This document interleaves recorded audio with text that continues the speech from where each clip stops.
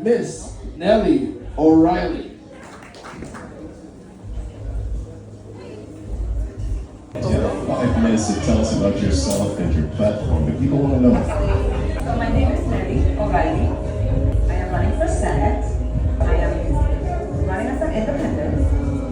And for those of you who might be wondering why I'm returning or trying to return to the legislature, I served for 10 years, 5 terms, and in 2018 I decided not to seek re-election for personal reasons. I'm back with the energy that I have then, with the same level of commitment that I had then, and I realized that St. Croix is in worse conditions than it was 8 years ago. So I would like to ask people of St. Croix to give me an opportunity to return to the legislature and to continue the work that I started.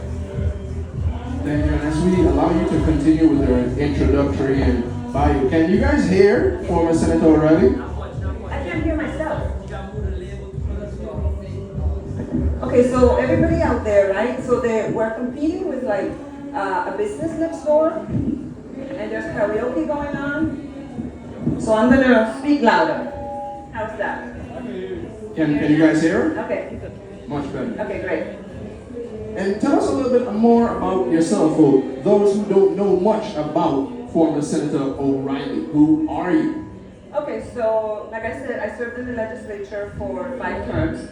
Prior to serving in the legislature, I served on the Board of Education for 4 years. It is serving on the Board of Education really what inspired me and encouraged me to run for the Senate. Because on the Board of Education, I realized that there was really not much that you can do to effect change in the education realm. Prior to serving on the Board of Education, I was the president of Hispanos Unidos en Acción. So I was very active with the Hispanic community. And prior to that, I was vice president of Movimiento Latinos en Acción. I have a long history of community service. I served on the board of the, not sure how many of you are familiar with the Humanities Council Board. I served as a member of the Humanities Council Board. In fact, Tregenza Roach was a member of that board as well. Nellie O'Reilly, what is your platform? What are you running on? I am running on 5 pillars. And I don't really like to use the word pillars. But I want to start by saying that when a candidate says they have a platform, it isn't something that you just started thinking about yesterday, right? Platforms are created based on your life experiences and the experiences of those individuals that you are surrounded by and the community at large. So my platform has always been, when I ran 2 years ago, strengthening our healthcare infrastructure. Why? Because healthcare is foundational. Every one of us will need access to healthcare. It doesn't matter how old you are. You can be in a car accident, God forbid. You don't have to be 80 years old and have a stroke to need healthcare. And so I feel that very strongly that if we strengthen our healthcare infrastructure, we can build from there. Not only that, not only provide access to healthcare for the residents, but promote the island of Croix as a place for medical tourism. And I'm not talking about plastic surgery. I am talking about individuals coming to the Virgin Islands, particularly St. Croix, like they go to Cleveland Clinic, right? Like they go to Mayo Clinic. 60% of insurance dollars go off island. We need to keep that money on island. And to me, that is also a stepping stone to creating jobs for the people that have left here, that are in the medical professions, to come back home to work in the healthcare system. That's only one pillar. Ms. O'Reilly, Yes. 5 terms, 10 years. Mm-hmm. You said you took a break, a political break in 2018. Mm-hmm. Since then, you ran and you haven't gotten in. Why do you think that is? I ran in the last election, and I ran as a Democrat, and I didn't make the primary. I continued in the race because I felt that we had a message, and the message was a clear message. The message was we were not doing enough to help the homeless. We were not doing enough to address mental illness, and that has always been a passion of mine. For those of you who know my story and the story of my son. So we remained in the race as a write-in candidate, and while we got a lot of support, we did not make it. But it wasn't about winning. I really wanted the message to resonate, and I wanted to challenge candidates who were on on the platform with me to talk about the issues that I felt people wanted to hear about. You can show up with a beautiful, shiny platform. That doesn't mean that you're gonna make it happen. Because what's on a paper needs to have funding. So, Ms. O'Reilly, would you say, in a good way, in a positive light, would you say that you serve as an agitator, a good agitator I like that to word. change? I like that word. Yes, we agitate it. I love that word. And you're now running in the independent party, which is different from where you ran 2 years ago. Why the change in party? Very similar to what the previous speaker mentioned. I was a Democrat. I've always been a Democrat. I'm sure that if you ask people here, everybody will say, that's the political philosophy that I subscribe to.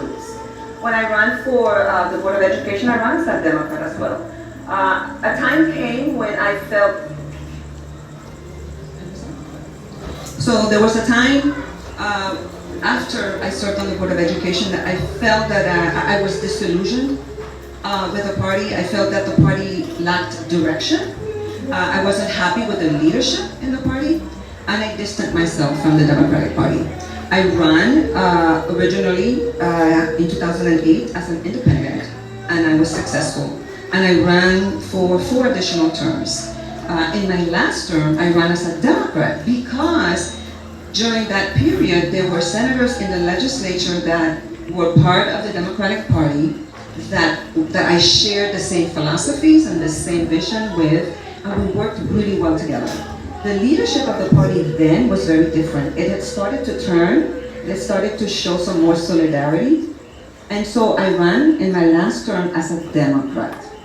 Today, after what happened 2 years ago when I tried to run as a Democrat, and it's no secret that the leadership in the Democratic Party opposed my candidacy, I was told that I shouldn't run as a Democrat because I had endorsed a non-Democrat during that gubernatorial election.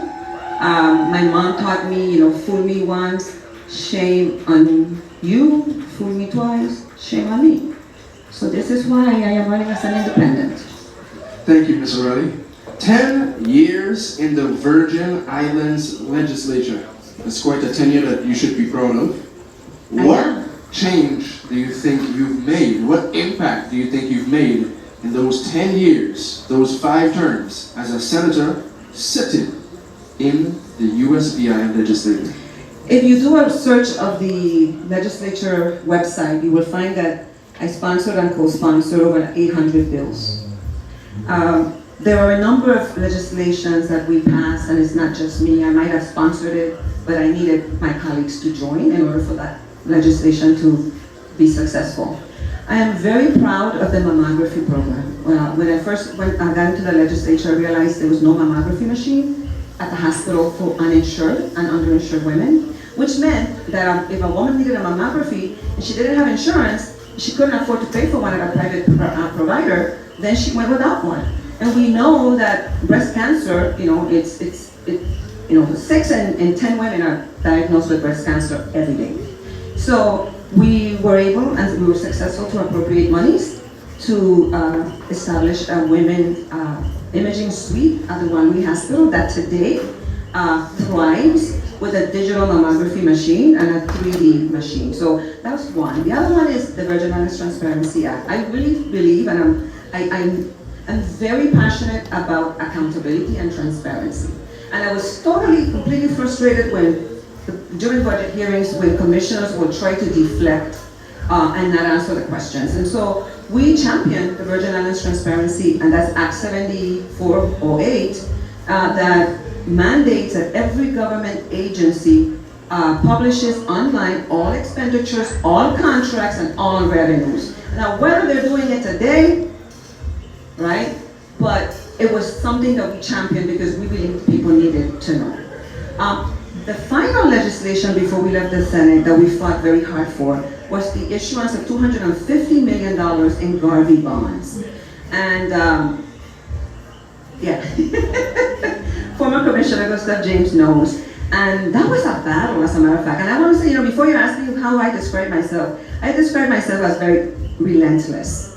Like a flea. I won't stop until I get what I want. And I mean that in a good way, and you have to because you can't give up. And so we tried bringing the legislation when Governor DeYoung was in office, and my colleagues would not allow me to because I wanted all the money to come to the roads for St. Croix. And so they blocked it. But I was smarter. I decided to sit on the bill since I had authorship. I waited until the next governor came in, Governor Mapp, and then I sat down and we talked about what do we do with the Garvey bonds. And then he said, well, let's increase it to 250 million. We can make this happen. And then I was able to get buy-in from my colleagues. And I'm very proud of the fact that I was able to convince them that St. Croix needed to get a bigger share of the proceeds. So we were able to pass the Garvey bill with St. Croix getting 55% rather than the usual 50%.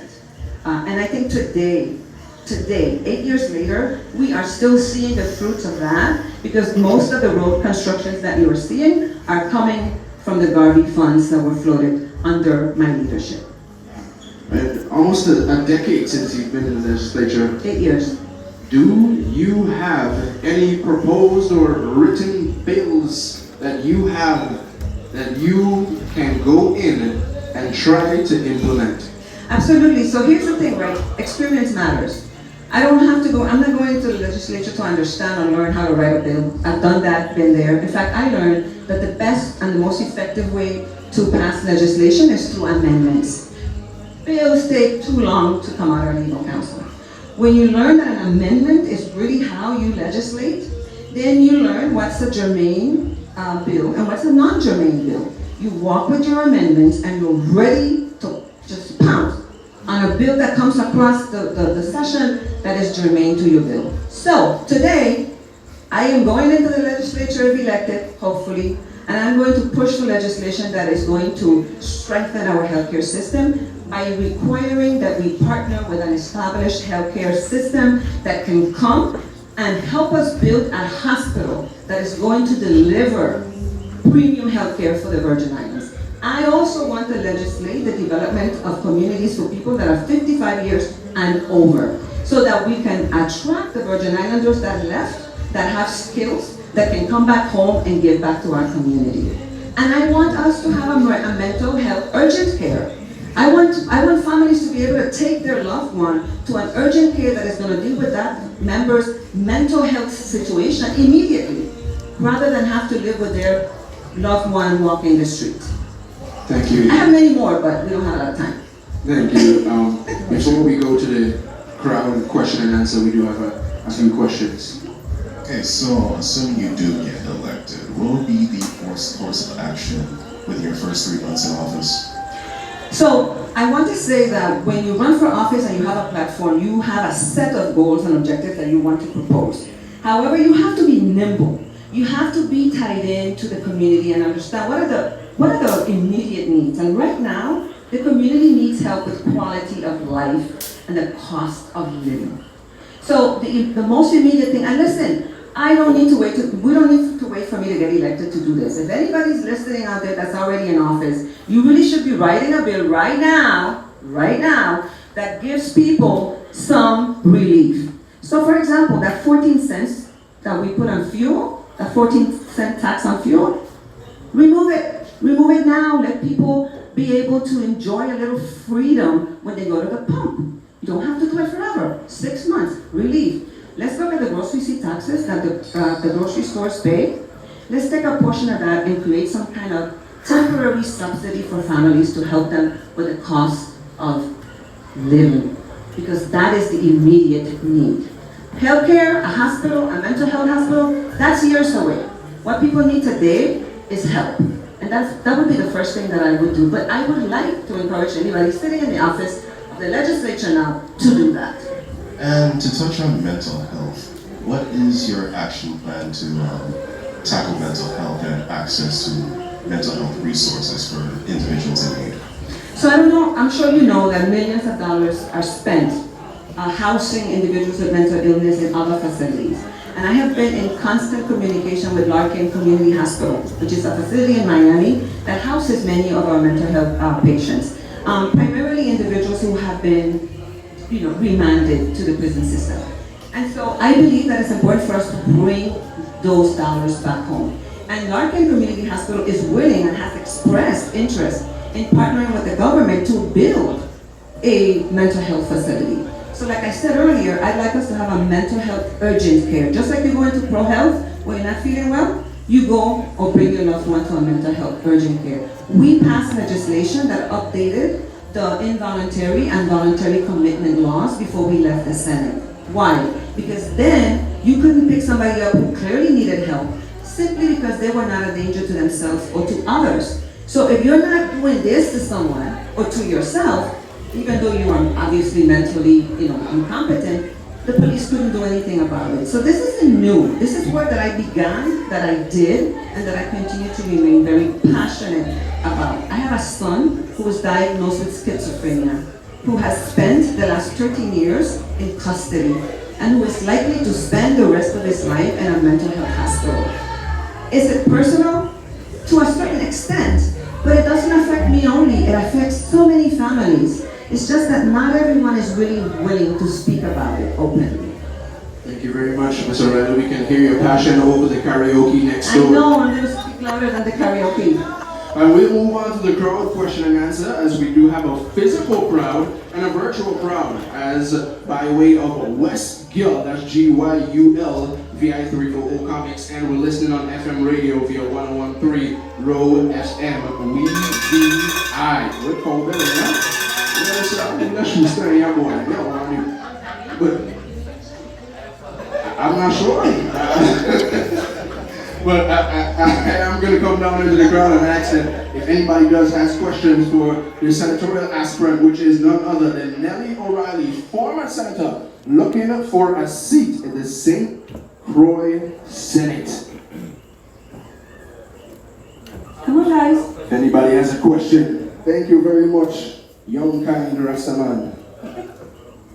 Good night, Mr. O'Reilly. Good night. How are you? I kind of missed your introduction a little bit, and I kind of heard you talk about how you were in the Senate before. So my question for you is, you coming back to the scene, do you feel like it's unfinished business? Do you feel like you had no idea that you want to implement? And also, what would you have to say to the people that might find that you might be a part of the quote-unquote more of the same? Yeah, that's a very fair question. And also people say, young people need an opportunity, and I believe there is room for experience, and there is room for, there's room for multi-generations to become policymakers. To answer your question directly, when I was in the legislature, my mother had a mastectomy. She had breast cancer. I lost my nephew. He was shot to death at the village on New Year's. Following that, my father ended up in the hospital. He couldn't even attend the funeral because he was devastated. And then his diabetes began to really, really take a hold of him. And then my son was charged with felony murder. A lot happened while I was in the legislature, and yet I remained laser focused. I think part of it was trying to not have to deal with what was happening in my life, and my job saved me. And then a time came, finally, in 2017, when my son was pulled out of the jail and put into the hospital. And I got a call from a doctor in 2017 saying, your son is schizophrenic. He says he grew up in a foster home. And that broke me. And I realized then that I had spent all this time devoted unconditionally to the people and to my community while my family was falling apart. And it was then that I decided I have to step away and I have to take care of me, I have to heal me, and I have to take care of my family. I lost my dad 3 years ago in August, so I'm really grateful that I did that because I was able to spend more time with them. I started to feel guilty about spending so much time at St. Thomas and not enough time with my aging parents. So I left some work undone. And you know what? Age should not precede me. Nobody asks a man how old he is before he's running. Nobody asks a man or tells a man that he's too old to go on the ballot. Nobody says to a man, well, weren't you there before? Why are you running again? I'm a woman. I have passion. I have ideas, I work hard, I'm known for my research abilities, I am known for my commitment and my dedication and my devotion to my people, and I deserve to say, I want to continue to be part of the solution. I don't have all the answers. What I can tell you is that if you lend me your vote, you will have no regrets. Thank you very much, Ms. O'Reilly. A question from a Facebook Live, from one of our Facebook Lives is, with the state of the territory, what mistakes have you learned from, and what would you do differently if you were to regain office, Ms. O'Reilly? You know, there is one vote that I regret immensely. And if I could go back, I would undo it, but I can't. But I learned from it. And that is approving the minimum real property taxes. When I consider the impact that that has today on people, I realize how critical it is for us. Not that I didn't know this, I know that when we make decisions, we should consider the impact that our decisions have 25 years from now, right? But at that moment, the territory was in dire strait. We had, after the DeYoung administration, had no access to float any more bonds. There was no more lending capacity for the territory. Even our bond ratings had precipitously declined. So we had a measure before us that said in order to raise money, we would like to implement a sin tax, for example, and also a minimum real property taxes, which meant there was no more exemption for zero taxes, and many people were paying zero taxes. So I didn't see that it was that much of an impact financially. Today, 8 years later, I regret it. I regret it because it has had a significant impact and financial hardship on the elderly in particular. And if I return to the legislature, that's going to be one of my, that's going to be, one of the things that I would target first, is trying to see how we might be able to not repeat it, but allow for there to be an exemption for the seniors who own real property. Thank you very much, Ms. O'Reilly. Another question from the crowd. I can't see you. Hi, good night. My question is, there's a lot of vendors at a deficit when it comes to dealing with the government when they are using their services and they're not getting paid for months and years. How would you help assist the fight for the people of the Virgin Islands that doesn't continue to be a problem? The vendor payments that are outstanding? Yes. Yeah. Just today I was speaking to a small business that is over $140,000. And you know what is painful? What is painful is that there are so many businesses that offer meals on wheels. You guys know what that is, right? They bring meals to the seniors. And those particular businesses are not being paid. What does that tell you about the priorities of this government? That seniors are not able to get their meals because the service provider hasn't been paid. So, somebody asked the question earlier of the gubernatorial candidate, that it boils down to whether or not the agencies have the compassion necessary to do their jobs. It is apparently, based on what I heard today, the paperwork is just stuck. The paperwork is not moving. There is a bottleneck. Why is there a bottleneck? If you show up to work and your job is to process this requisition or this payment request so that it can move to PNP, so that then it can move to finance, then do your job. That is all that people want you to do. And I believe that I am not in government, so I can't tell you what the coffers say, but this is one of the warnings I want to give all of us. The budget that was passed in 2026, and I'm going to end real quick. The budget that was passed in 2026 for $1.64 billion includes almost $700 million in federal funds. That's 43%. Imagine that 43 cents of every dollar of our budget is federal funds. Think about that for a minute. If 10 or 20% of that money disappeared like that, what would the Virgin Islands do? I said that to say, we can pay vendors and we can pay all of our obligations if we really focus on growing our economy. And that happens when you focus on growing small businesses and when you provide opportunities for people to become entrepreneurs. We have a dormant simulation center sitting out there at the University of the Virgin Islands. We should be teaching technicians how to do the sonograms. ultrasound.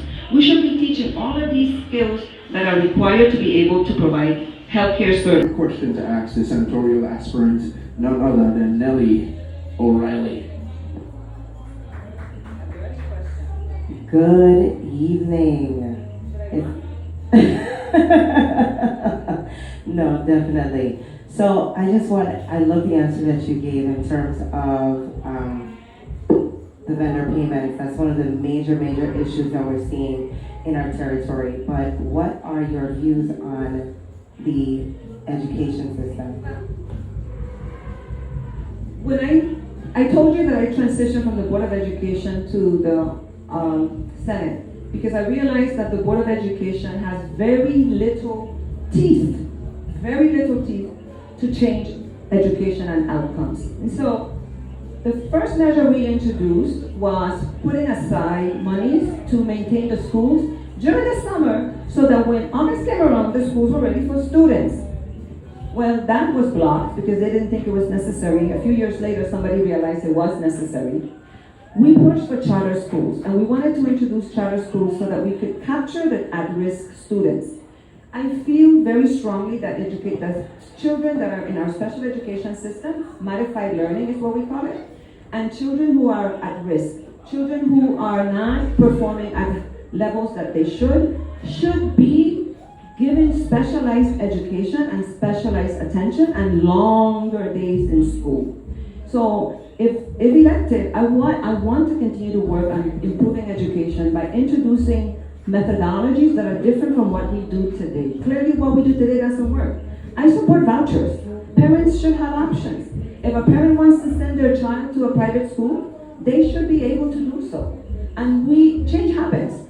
Even though people pushed back against that type of legislation that many years ago, I think we are in a very different time where people are tired of the same problems. And I believe people are now more open and more flexible to considering ideas that once upon a time were scary, particularly for unions. We are experiencing a decline, a severe decline in enrollment at our public schools. That should alarm us all.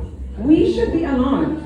And so that means we need to really double down on how we deliver education. And for me, that means turning the department on its head. It's the only way to improve outcomes. And our focus shouldn't be the union. Our focus should always be students.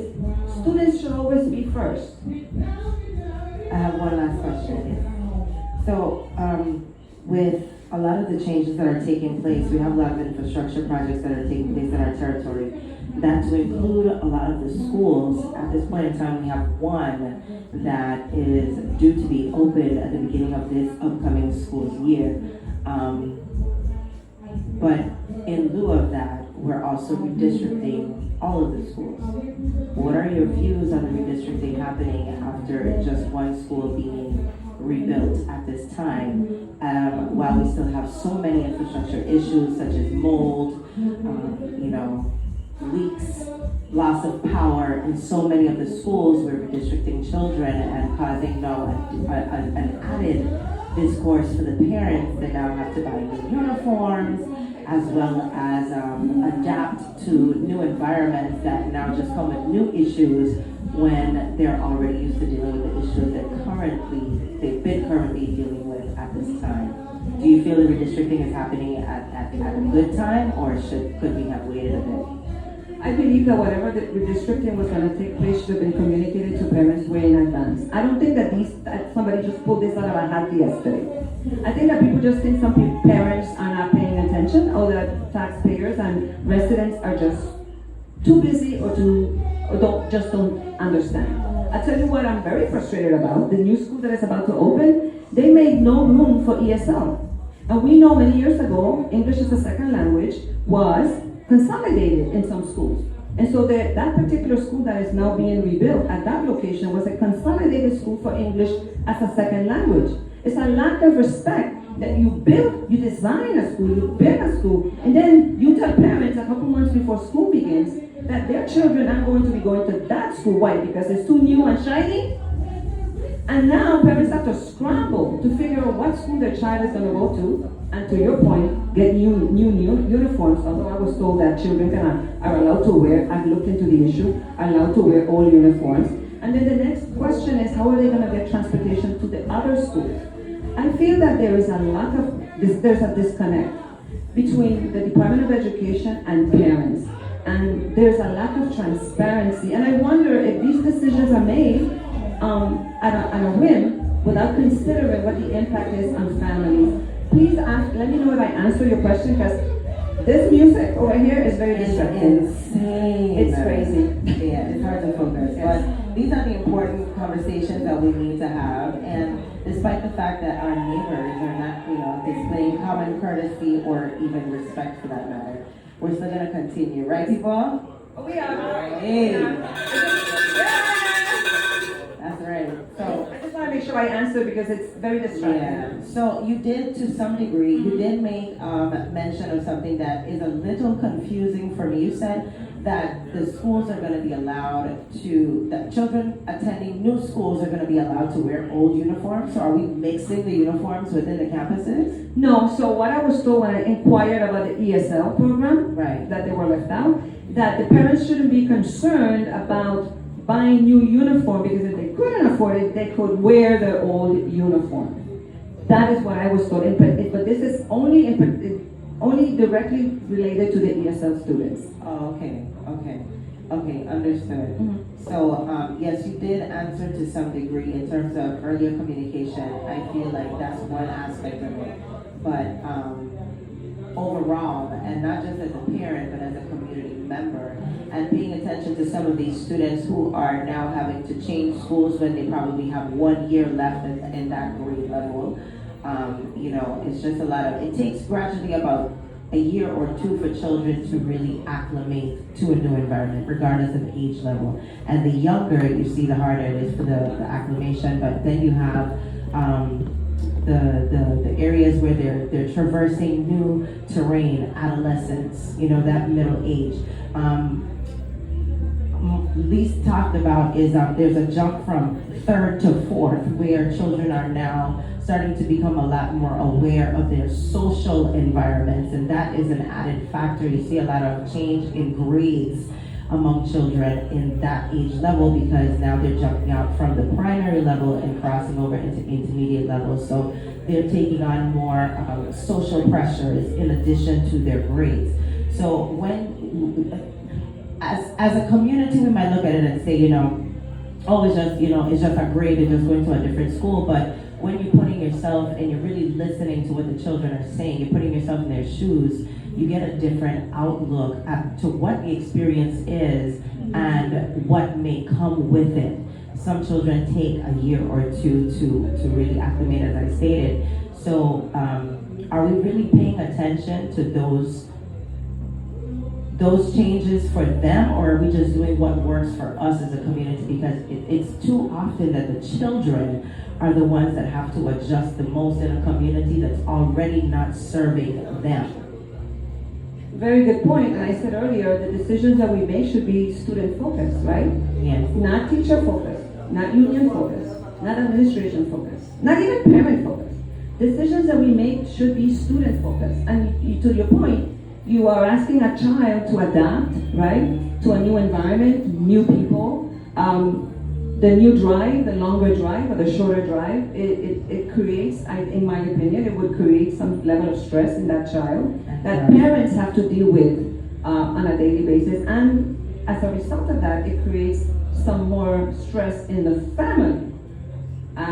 So I think it needs to be more tactful. Policies need to be thought through, and they need to be communicated in advance. If you're going to be making a change, for goodness sake, plan properly. At the very least, give parents a year notice. So parents, a year in school year. So parents are, not 12 months, but school year. So parents are able to adapt and prepare for that change. Correct. I think we could have done it in stages as well too, a school at a time, because now we're seeing that some, the changes were made and some schools are still being split in terms of the capacities, because the schools don't have the ability to hold as many children that, are being redistricted for that area. So now you're seeing certain schools like Woodson, some are being sent to Juanita, some are being sent to Pearl B. We need to start looking at what other states and jurisdictions are doing to change the way they educate children, because children are learning differently. They are not learning like I learned when I was in school. I didn't even know what an iPad was, or a computer for that matter. So I say it's all poor planning and poor communication. Yes, I agree. And thank you so much for answering the Thank question. you for sharing. I can tell that you are a victim of what's happening. We all are, I'm to so some sorry. degree, but it's Yeah. UVA. But the parents, yeah. It's gonna take us together to fix it. Absolutely. So, Thank you. I have one question if you're up for it. I'm up for all the questions I want to ask. Okay. I'm just getting comfortable. Hey, I'm here for it. He's like, no, go home. I was just saying I have a question for you. Oh, okay. Okay, so since there has been recent convictions of senior GVI officials, what are your plans or your insights on increasing accountability in light of the pervasive corruption? Well, as I said earlier, we had passed that Virgin Islands Transparency Act, which obviously still doesn't stop people from, doing what they do. I feel that individuals should lose their retirement benefits. Ooh. I would be very willing to support or propose legislation where individuals who are found guilty of corruption and of the public trust lose their retirement benefits. There is going to be a lot of pushback because that's the nature of our community, right? We're small and we want to protect each other, but we can't have it both ways. As residents of this territory, we have to decide, do we want to frown upon and do we want to push against corruption? Or do we want to be selective in how we do that? I don't think that's fair. It's one or the other. And so if you are going to be entrusted with public funds, then you need to understand the severity of what the punishment will be if you are not honest. That's my answer. Great answer. Thank you. Young man. So, I have a question for you. So, how would you ensure that the voices of everyday residents are heard?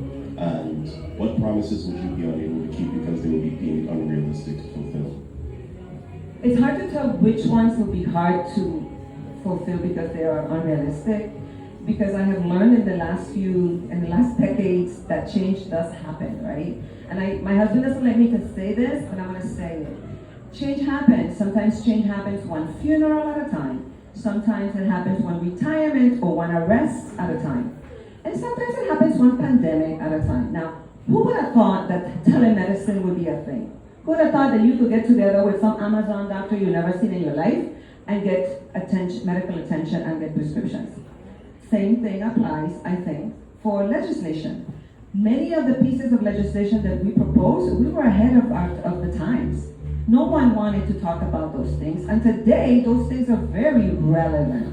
So what we did when we were in the legislature is we had coffee with the senator once a month. Same people showed up every Saturday to drink coffee and eat donuts. Then we decided, okay, let's take it to the road. So we call it Senator on Wheels. So once a month on a Saturday, we went to a community and we met with the community members. Same people showed up. Then I said, okay, let's do shadow the senator. Come see what it is that I do. 2 people showed up. So I said that to say that every 2 years we do this. We host a forum and we want to have senator, candidates and all that, and we want to ask them questions. And then after the election, we disappear. So how do you hold me accountable? Don't do this only on election. Do this regularly. You and your colleagues, you're doing a fabulous job. Keep it up. Keep the pressure on. Every 6 months, have a forum. Bring senators to tell you what they're doing. Are they keeping their promises or not? What I plan to do is I am going to issue, which I already did on Facebook, a report card. And I'm going to give you all of the areas that I'm promising that I'm going to address. And I'm going to give you the opportunity to grade me. You grade me. You tell me, yes, Nellie, you're full of it. Or, hey, Nellie, you did a good job. Because when I come back in 2 years to ask you to lend me your vote, you need to know that that my word is that you can trust it. So that is what I I'm going to do. I am going to put up a report card, and I'm hoping that the rest of them do the same thing. Did I Thank you answer very your much, question? Very good. Thank you. former Senator Nellie O'Reilly. It's over? Just barely. I want to thank you guys for coming out to Levels tonight, hearing from former Senator Nellie O'Reilly, who is a senatorial aspirant, and none other than the gubernatorial candidate, Mr. Gustave James, both from the island of St. Croix, the island and district of St. Croix. I want to thank Westgill for promoting us on Facebook, VI340 Comics. Also, 101.3 Row FM, WeVI, giving us FM coverage across the Virgin Islands. Also, I do have to tell you guys, we'll be right here next week with new candidates every single Thursday. Every single Thursday. And none other than this very venue right here, Levels. Please be aware that there is sushi on sale and there is a full bar. So let's stick around, eat some sushi, get yourself something to drink, and talk to your candidates. Don't let the only time that you talk to your candidates be when they're on a stage. Talk to them and touch them in real life. I do want to thank you guys for coming out. Thank you guys for watching on the live, and thank you for your beautiful questions. I'm one of your hosts, Big Man Pass alongside. I'm also your favorite host, Kajish Fans. Thank you for your time, and we hope to see you again next Thursday. Thank you very much. See you next Thursday.